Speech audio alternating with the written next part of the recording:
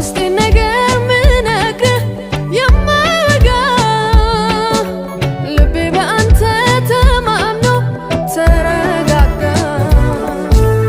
አሳረፍከኝ ወደ እኔ ተመልክተህ ጩኸቴን የሚሰማ ማን እንዳንተ እኮ ስጦታ ፍጹም በረከት